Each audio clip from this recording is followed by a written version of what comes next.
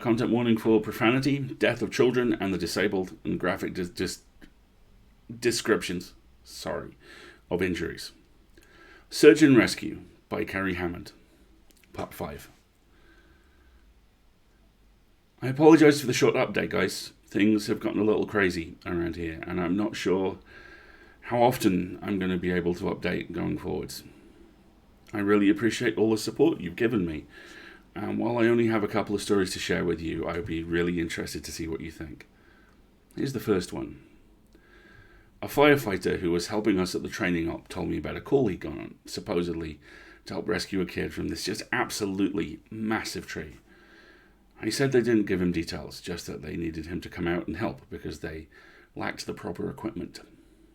He'd been called out specifically because this thing was so huge that the SARs on site didn't feel safe trying to climb it.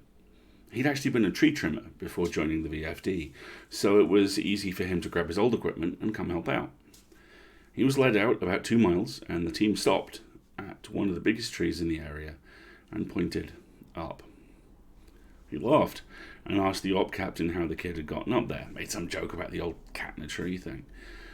But the captain just shook his head and told him, get up there, get the kid down. He said he knew something was up, but he didn't push it.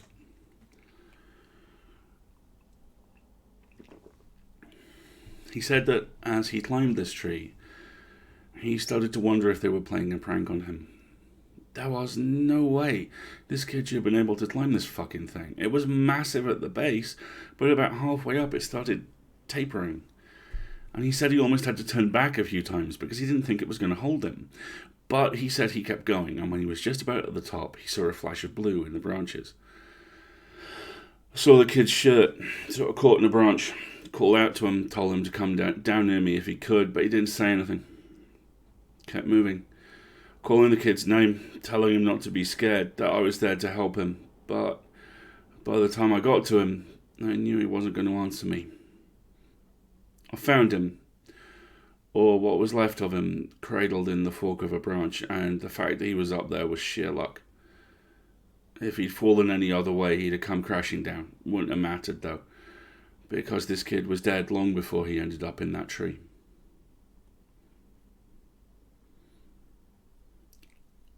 I don't know who put him there, or how, or why, but it was fucking sick.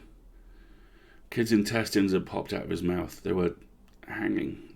It was like some sick fucking Christmas tree, the way they were draped all over everything. I got a better look, and they were just everywhere. His guts were hanging out of the bottom of his pants. His eyes were gone, I assume shoved out from whatever force caused him to fucking pop like a stress ball. Have you ever seen a body that's been floating in water for a very long time? How their tongues kind of swell up, stick out. His was like that. I remember because there were flies crawling all over it. I think I must have gone into shock because I just pushed that kid down with a stick I broke off a branch. Just kind of poked him until he fell. Don't know why I did that. I almost lost my job because of it. But man, the thought of hauling that kid down over my shoulder the whole way, gathering his guts up and coiling them around me like rope. I couldn't do it. I just couldn't. I've seen a lot of dead kids, more than I'd ever admit. I've seen a kid who hid in a full bathtub during a house fire and it boiled him alive, turned him into soup. But this, I don't know what did this. But the thought of touching that kid's body made me feel like I was going to lose my mind. I heard him hit the ground. I figured everyone would freak out, but they knew he was dead when they sent me up there. They didn't say anything, but they also didn't shout or freak out or anything. I got to the bottom and I started to get in the captain's face, asking him who he thought he was sending me up there when they knew damn well the kid was dead. But he just told me it was none of my concern. And then he thanked me for getting the evidence down. I remember he said that. I remember it specifically because it was so weird to hear it phrased that way. The evidence. Like he wasn't even a person. Like he'd never been a little kid who got lost. And something fucking unspeakable happened to him. the captain had a crew lead me back out of the woods, but he and 2 others stayed behind, and I thought that was weird too. Why wouldn't they have let me help? Why wouldn't they have me help get the kid out? I tried asking, but the guys leading me out, they said they don't discuss an open case. I asked one of them. I said I asked him what he thought had happened to the kid, and he got really pensive. Thought about it for a bit. I would have said a crash injury based on how his guts came out like that. But with those injuries, you see massive contusions under the skin. Obvious trauma, that's what he said. This wasn't like that. It was almost like that kid got caught up in a big vacuum and had his guts sucked out. But even then, there was no trauma. None at all. It bothers me, man. It bothers the hell out of me.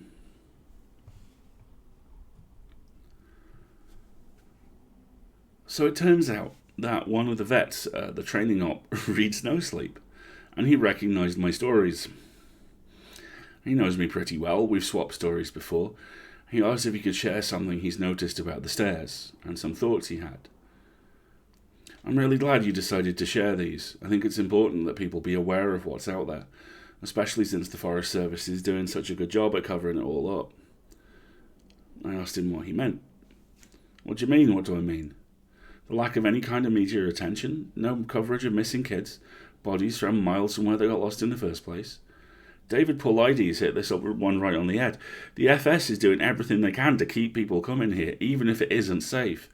I mean, to be fair, it's not like these things happen every day. But the numbers add up, and it's worth looking into, especially the stairs. I'm surprised you didn't mention the flipped ones. I didn't know what he was talking about. I couldn't remember him ever talking about something like that, and he seemed somewhat incredulous. Dude, I can't believe you've been on this long without seeing them. No one told you about them. I shrugged. Asked him to elaborate. Well, there's the normal stairs, right? The ones that pop up when you're out of ways. I know you know about them. But sometimes I've run across ones that are flipped upside down. I guess it would be like if you had a doll's house and the stairs are a separate piece. Now, take that, flip it upside down so the top step is stuck in the dirt, and put it out in the woods. They're like that. I don't see them as often, but they're odd, to say the least. It makes me think of footage taken after a tornado. You know, where houses are all blown apart and random things are left standing, like chimneys and garden walls. Those ones freak me out so much more than the normal ones, because I can't write them off as easily. I don't scare easily, like most of us who work out here, but that idea, that one stuck with me, and it bothers me. Mr. Quote mark, pardon me. I don't scare very easily, like most of us who work out here, but that idea stuck with me, and it bothers me. I'm going to try and find out more about them. He also mentioned how many people were bothered by the guy with no face.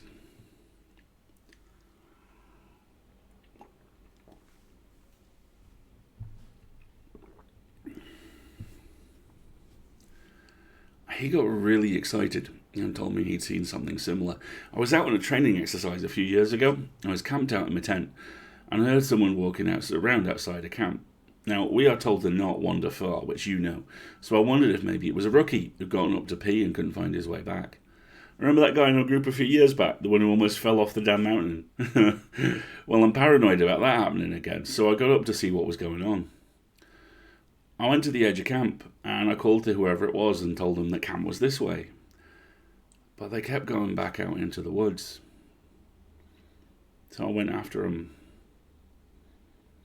I know it was stupid, but I was half asleep, and I just really didn't want to deal with some idiot getting hurt. I followed this thing on a dead straight course for about a mile, and then it stopped on the edge of a little river. I could see the outline of it because the water was reflecting the moon, and it looked just like an ordinary guy. He had a pack on, and it looked like he was facing me. I asked if he was okay, if he needed help, and he cocked his head like he didn't understand me. I always have my pocket knife on me, and it's got a little thumb light attached to it, so I turned that on and lit up his chest so I wouldn't blind him. He was breathing slow and deep, so I wondered if he was sleepwalking. I went closer, asked him again if he was okay, and I moved the light up and something didn't seem Right, so I stopped. He kept breathing in this real slow, deep breath system, and I sort of figured out gradually that's what was bothering me. It's like he was pretending to breathe, but not actually doing it. His breaths were too even and deep, and all his movements were exaggerated, like his shoulders going up and his chest moving. I told him to identify himself, and he made this muffled noise. And I moved the light up, and I shit you not, he had no face. Just smooth skin. I freaked out. I sort of fumbled my light, but I saw him move toward me, but he didn't actually move.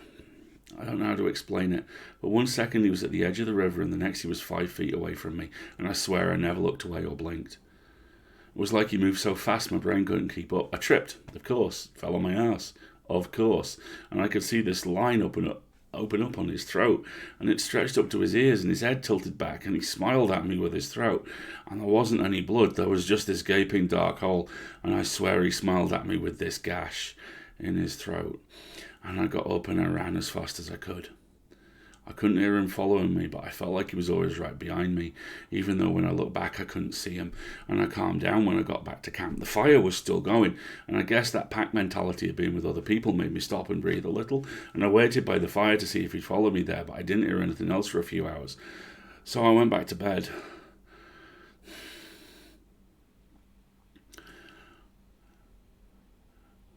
I know it sounds weird, but the whole thing was just so surreal. It was like I almost immediately wrote it off, like I'd imagined it. We were telling ghost stories one night before bed, just to scare each other and poke fun at whoever got creeped out. Most of the time it's the rookies, but one woman told a story that actually managed to get under my skin a little bit, and I know the same was true for others. She said it was true, but then again, every ghost story told around a campfire is true. Somehow, though, I don't think she was making it up. It had that ring of truth. You know the one, how something really traumatizing you just know. She said that when she was a kid, she and her friends used to go out in the woods behind a house a lot. She lived in northern Maine, where there's a lot of dense, unpopulated national forest. She said the woods up there aren't like they are here. They're so thick in places, the trees block out the sun almost completely. She and her friends grew up there, so they weren't scared of being out there alone, but they did always maintain a sense of caution in certain areas. She said it was never really talked about, but they always knew not to go more than a mile or two beyond their homes. The adults never said why, but it was an unspoken rule that no one ventured out that far. She and her friend made up stories about bears as big as houses that lived out there, and they used to scare each other by hiding and making growling noises while the other searched for them. She said one summer there was a series of awful storms that blew down a lot of trees and set one part of the forest a few miles behind her house on fire. Fire crews got it under control, but she said some of them came back not quite the same. It was like they'd been to war. You could tell who'd really gotten scared because they had the same look on their faces. I think it's called shell shock. My friend and I said they were like Walking Dead people. They didn't smile or say anything if you went up to them, and most of them left town as soon as everything was over. I asked my parents about it, but they said they didn't know what I was talking about. Once everyone was told the woods were safe again, my friend and I decided to try and hike out. Go take a look at where the fire had been. We didn't tell our parents where we were going, and it was pretty exciting to think we were disobeying them like that.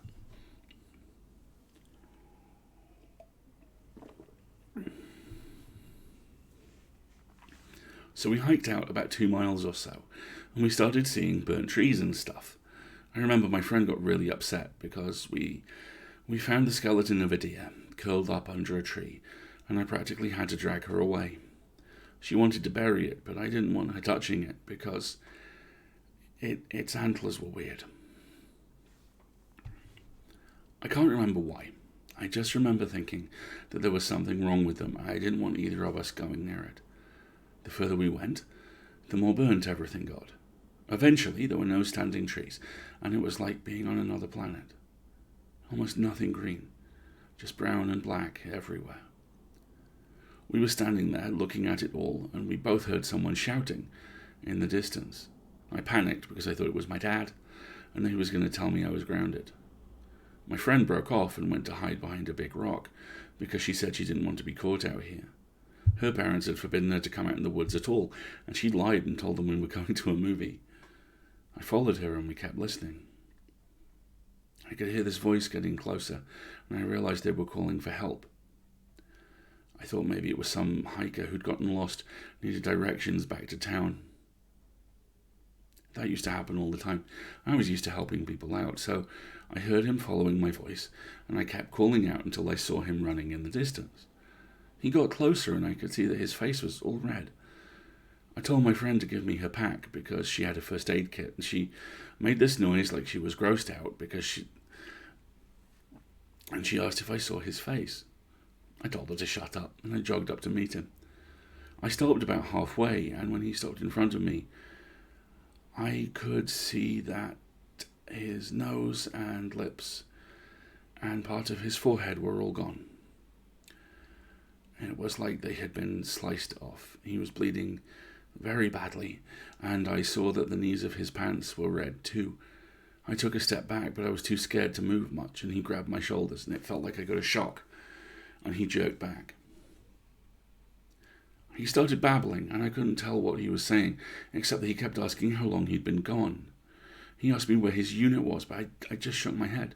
He looked me over and saw my Walkman, and he screamed. He just kept babbling and touching his face, and I realized he wasn't wearing the right clothing. He had some kind of weird grey cloth jacket and almost formal pants on, and the jacket had these weird buttons and red borders on it. I kept shaking my head, and I told him I couldn't understand what he was saying. I went to open the first aid kit, but he just screamed again, and said the only thing I could really understand, "Don't touch me! You'll make me go back there!" After he ran off, and I could hear him screaming the whole time, I turned around. My friend was crying. We just turned and walked back towards town. She asked me over and over what had happened and who that was, but I didn't say anything. When we got home, I told her I didn't want to play in the woods with her anymore. We're still friends, but we don't talk about that guy. Not ever. Thanks, guys. I'll update as soon as I'm able, and I appreciate the continued support.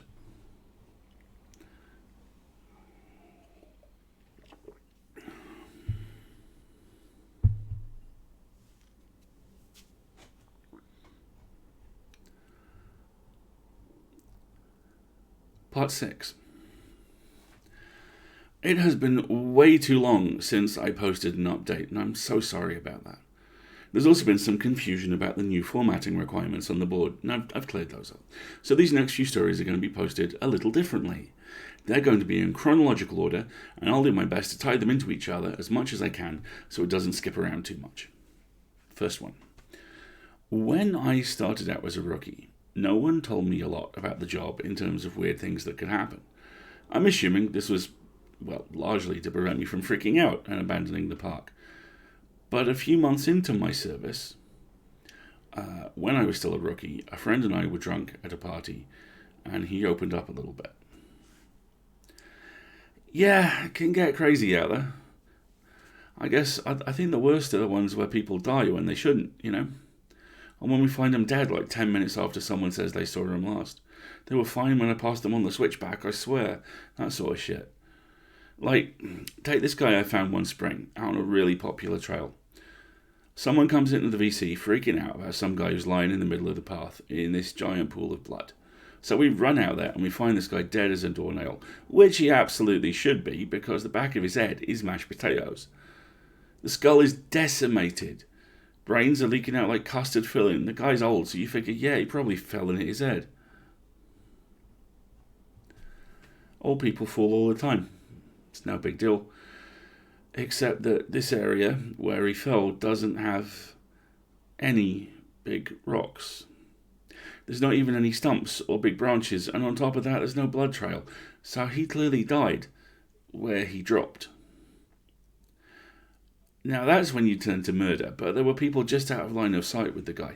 If someone came up behind him and murdered him, there is no way someone wouldn't have heard. And again, even if someone had, there'd be a blood trail, spatter all over the place. But everyone on the scene said it looked exactly like he'd fallen and smashed his head on a rock. So what the fuck did he hit his head on? And then there was this lady I found in a different park about 5 years back when I was upstate.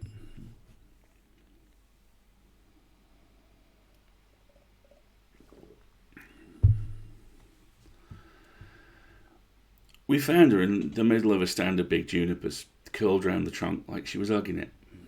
We pick her up to move her, and a fucking waterfall comes out of her mouth, splashes all over my shoes. Her clothes were dry. Her hair is dry, but the amount of water in her lungs and stomach was phenomenal. Unreal, man. Coroner's report says the cause of death was drowning. Her lungs were completely full of water. This, even though we're in the middle of the high desert. There is not a body of water for miles. No puddles, no nothing. No signs of anyone else being out there. I mean, yeah, it's possible they were murdered, I guess. But why go out of the way to do it like that? Why not just fucking stab them and be done with it? I don't know. So it's weird with me. Now, of course, that freaked me out a little, but we were wasted, and I guess I sort of wrote it off as a fluke.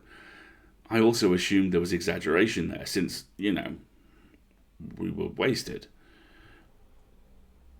Now, I'm just going to break character briefly to point out that she hydrated until she dehydrated. Very nearly made me corpse. That's brilliant. Excellent line.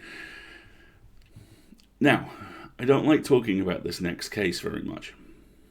It was an awful one, and I've done a lot to forget about it, but of course that's easier said than done. This happened about 6 months after the conversation with my friend at the bar, and up until that point, I hadn't had a lot of really weird shit go down. A few things here and there, and of course the stairs, but it's amazingly easy to get used to stuff like that when it's treated as if it's normal. This case was a little different. There was this guy with Down syndrome in his 20s, and he went missing after his family lost sight of him on a major path. That was odd in and of itself, because this guy never left his mom's side. Never. She was absolutely convinced he'd been kidnapped, and unfortunately, a ranger who isn't with the park anymore insinuated that no one was going to kidnap someone, well, with that kind of disability. Not tactful, not cool, to say the least. We wasted a lot of time trying to calm her down enough to get information about him, and then we put out an official missing persons call. Because of the urgency of the situation, him being mostly unable to function alone, we had local police come in and help us. We didn't find him the first night, and that was heartbreaking. None of us wanted to think of him being alone out there. We hoped he just kept wandering and was staying ahead of us. We brought out helis the next day, and they spotted him in a little canyon. I helped bring him back up, and he was in bad shape, and I think we all knew he wasn't going to make it. He'd fallen, and he'd broken his spine, and he couldn't feel his lower half. He'd also broken both his legs, one at the femur, and he had lost a lot of blood. He was confused and scared while he was alone, so he'd probably exacerbated the injuries by dragging himself a little ways. I know it sounds awful, but while I was riding in the copter, I asked him why he'd wandered off. I just wanted something to tell his mum, to let her know it wasn't her fault, because he was fading fast, and I didn't think she'd get to ask him herself. He was crying, and he said something about how the little sad boy had wanted him to come play. He said the little boy wanted to trade, so he could go home. Then he closed his eyes, and when he woke up again, he was in the canyon. I'm not sure that's exactly what he said, but it was what I thought the gist of it was. He kept crying, kept asking where his mom was, and I held his hand, and I tried my best to keep him calm. It was cold out there. He kept saying that. It was cold out there. My legs were frozen. It was cold out there. It's cold in me. He was getting even weaker, so he eventually stopped talking. And he closed his eyes for a while, and then... We were about 5 minutes from the hospital. He looks right at me with these big tears running down his face. And he said, "Mama won't see me no more. Love, Mama. Wish she was here." And he closed his eyes, and he just never woke up. I was fucking horrible, and I don't like talking about it. And that case was one of the first ones that really rattled me very badly. In fact, because of how badly it affected me, I reached out to a senior ranger, and they ended up helping me through it. As time went on, and we got to know each other better, he ended up sharing one of his own stories with me.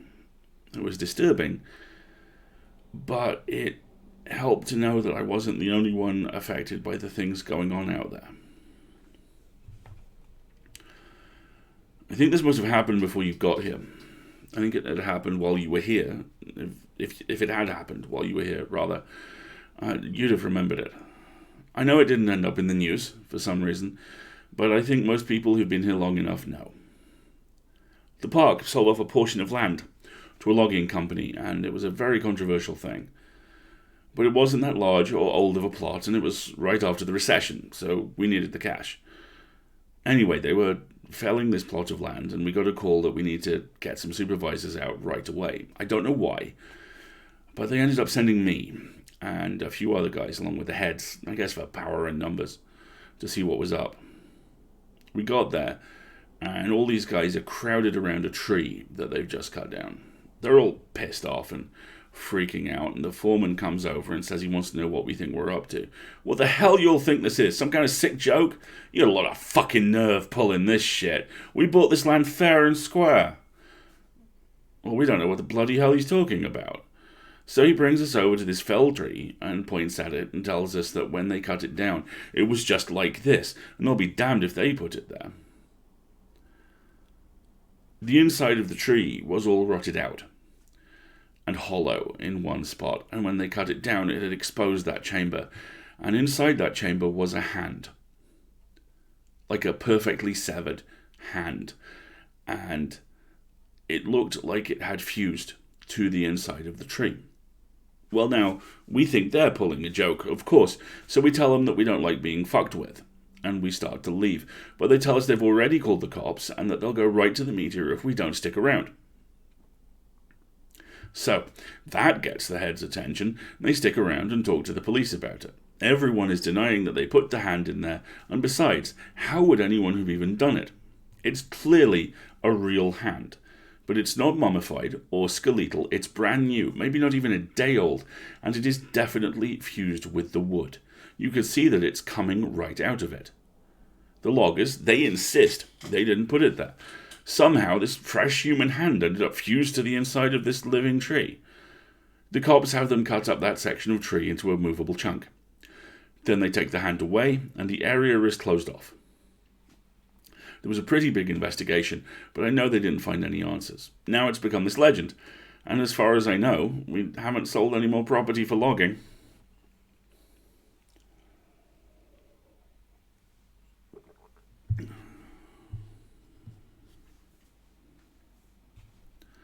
As you all know, I went to a training seminar recently, and I heard some amazing and some horrible things there. One of the guys I talked to while I was there told me a story when we were all around the campfire one night. we were pretty drunk, you'll see a pattern, and we were swapping stories. He told me this one. Me and another guy were out on a field search because some campers reported screaming noises at night. So we head out there to look at whatever fucking mountain lion had wandered into the area, and I'm pissed. We've had 3 of them show up in the camping areas that year alone, and I'm getting tired as hell of constantly having to deal with them. Plus, I just don't like them, anyway. They're a pain in the ass, and they're loud, and they scare the shit out of me. Fucking cats. Pieces of shit. I'm groaning about it to the guy I'm with, and he thinks it's a real fucking riot. So we're seeing all these broken branches and what looks like dens, and we're pretty sure we know where this thing is. I call in, and they tell me to confirm, if possible, which, just means they want you to go step in a big pile of shit and use that as proof. I'm not seeing any, though, so I basically just tell them to shove it. I'm done. We know this damn thing's out here somewhere, even if I'm not stepping in its shit or inside its mouth or whatever. The guy I'm with wanders off to take a piss, and I stay behind watching this little burrow under a tree to see if maybe a fox or something is living under it. I love foxes. They're cute as hell. But anyway, I'm watching this tree, and I start hearing branches crackling, and it's coming from the direction my partner went opposite of. Now, I've got my pistol, but you and I both know that's not going to do a bloody thing against a cat. I cock it and holler for my partner to get his dumb ass back, but he's too far and he can't bloody hear me. So I stand up and I get my sights on where the thing is approaching, and I shit you not, I just about peed myself, because this guy is coming towards me and he is backflipping through the fucking woods. Like, seriously, for real. Instead of walking, he's doing these crazy fucking backflips. And I swear to God, he's lit every fucking log and bush in his path. It's like he knew right where he was going. I yell at the guy to stop right where he is. I tell him I am pointing a gun at him. But he keeps coming, and I just kind of lost it. Shot at the ground in front of him, and it was a dumb fucking thing to do. But I didn't want this guy anywhere near me. When I fired, he was about 50 yards from me, and as soon as the gun goes off, he whirls around and goes off, backflipping back into the woods. Now, my partner hears my gun go off and runs back and asks what's up, and I tell him, not unreasonably, that there's some fucking weirdo out here hopped up on God knows what, and we need to get the hell out of Dodge. I let the cops know what happened, and I didn't get in any trouble for firing my weapon. But man, I do not want to know what that motherfucker was on. I've never seen anything like that before. Shit was absolutely crazy. I think at this stage we can all agree that there is stuff going on out here in the woods. And while I'm not going to spout off about what it could be, or offer any theories, what I want people to take away from all of this is that it is so damn important to be safe when you're out there. I know a lot of you think you're invincible, but the fact is you can die out there or go hurt. You can die out there or be hurt or go missing.